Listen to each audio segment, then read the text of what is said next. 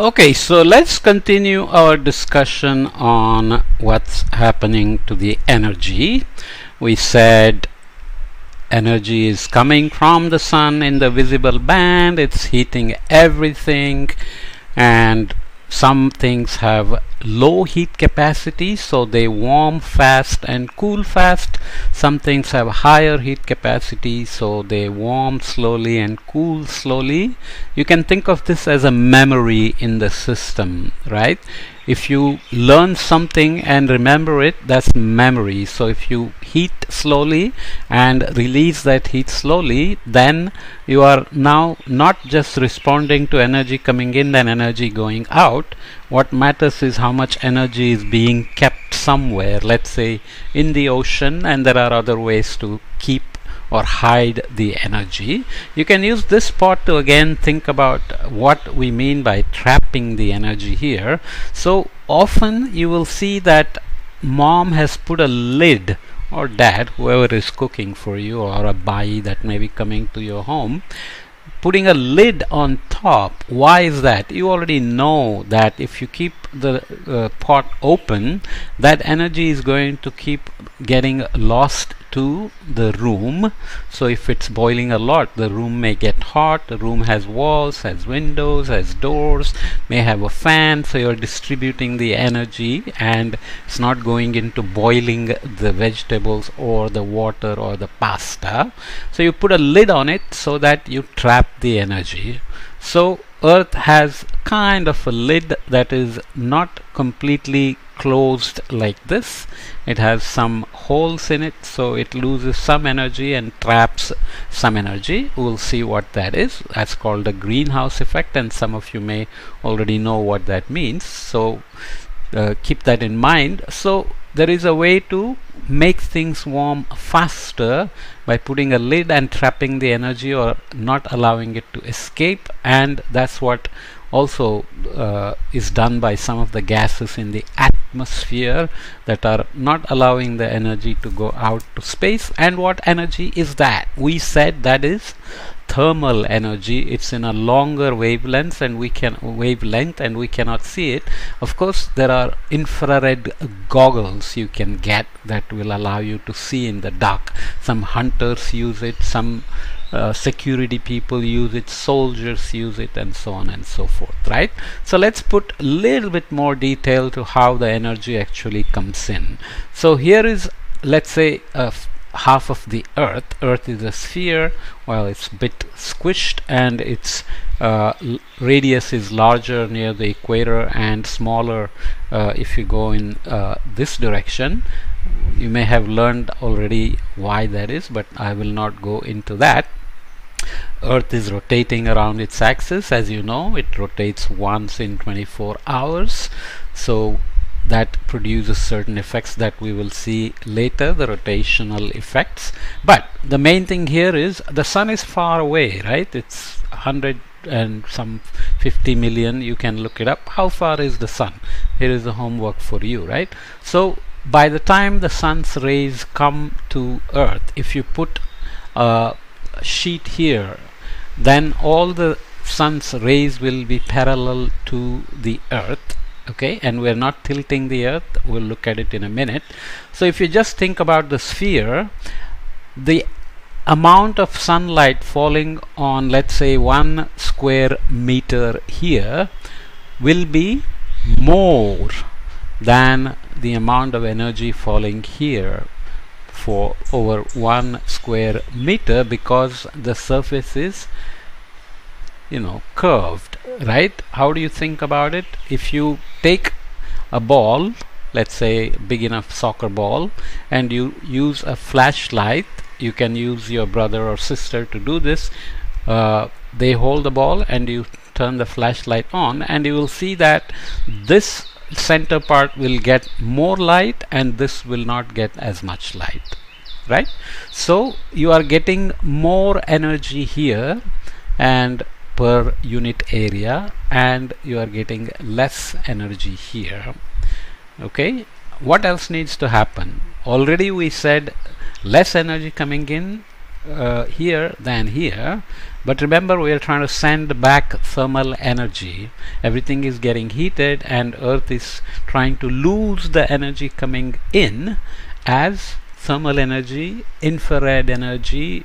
It's called long wave radiation as well. Radiation is what is coming from the Earth, what is coming from the Sun in the visible band. It's called short wave radiation because the wavelengths are short compared to the thermal energy, which is called infrared or long wave energy. So long wave energy is going to go out, and we'll see in a minute that how much of the long wave energy goes out depends on what's in the atmosphere, as we said, what is trapping it and what is allowing it to go out. So the net story, energy balance story, is more energy is coming here at lower latitudes than is being lost to space as thermal energy or long wave energy. Okay, infrared energy. That means there is more income than spending here, so you are accumulating energy here, whereas here we will see for some reasons energy going out is more than the energy coming in because you are distributing the energy because of the curvature on a larger area. Okay, exactly how much thermal energy gets produced also depends on the surface, as we said, and it depends on the temperature of the surface that is emitting the thermal radiation, and how much of the solar energy or sun's energy or the shortwave energy actually remains and how much is just reflected back to space without heating anything depends on how reflective this surface is. Okay, that is called reflectivity or albedo. A-L-B-E-D-O. We will look at some images which will clearly tell you why albedo is very different, but many of you can already guess. If you go to this latitude, let's say to the Arctic Ocean or near Greenland, what is there? There is snow and ice. Do you think snow and ice will reflect more sunlight, or you think ocean or vegetation or land will reflect more sunlight? Obviously snow and ice will reflect more sunlight, which means the incoming energy is going to be lost by the albedo or reflectivity back to space. It turns out that because of the ice and snow here, lot of the energy coming in from the sun is directly lost back to space. So they are receiving less energy per unit area already because of the curvature, and they are reflecting more of it as well because of the snow and ice. Okay, so what did we say? We basically said energy is coming in more here per unit area than here. Solar energy is reflected based on the albedo more here than here on average, and thermal energy is going out from here and here. But if you look at the energy coming in as shortwave solar radiation and going out as thermal long wave radiation, infrared radiation, then there is more energy here that is coming in than going out.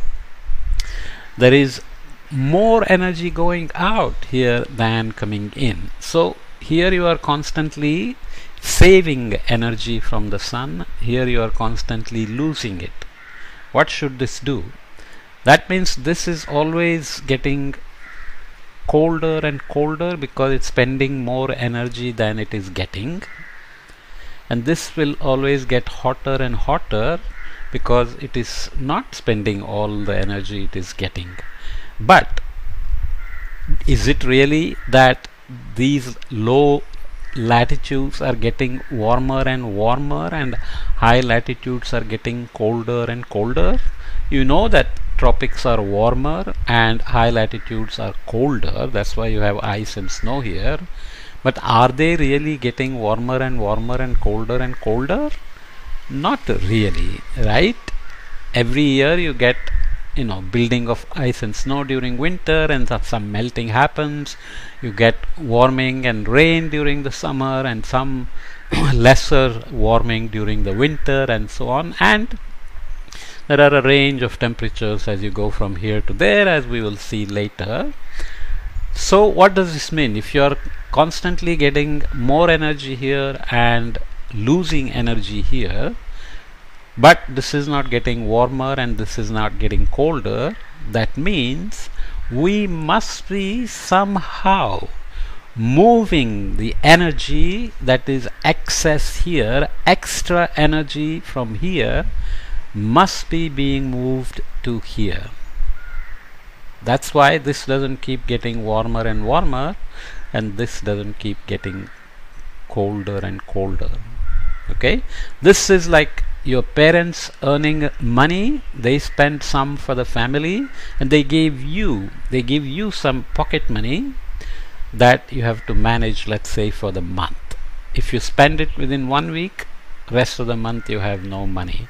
But as long as they keep giving you money, you will not be poor, but they have to keep giving you money. So this region keeps giving energy to this region constantly. How does it happen? That's where the winds come in. To make that happen, we need winds. Once you have winds, you begin to see what happens. If you are sweating and you blow winds, or you are under a fan, what happens?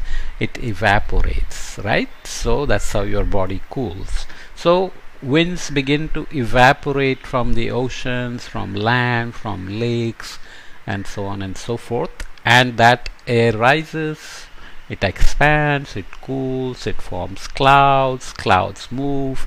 So we will see that we are constantly moving energy from low latitudes to high latitudes, and that's where we get winds. Once we have winds, we will get other details that we will look at in the coming podcasts. Okay, so each of these figures has a lot of information in them, and I'm trying to go as slowly as possible. I know there are many technical details, and I'm saying also many technical details without realizing that I'm talking to kids, because I'm so used to teaching to college kids, right? So you have to constantly keep noting down questions that come to your mind, and maybe you can begin to send them to me, and I can have a session where I will take all the questions and I will answer all the questions along the way.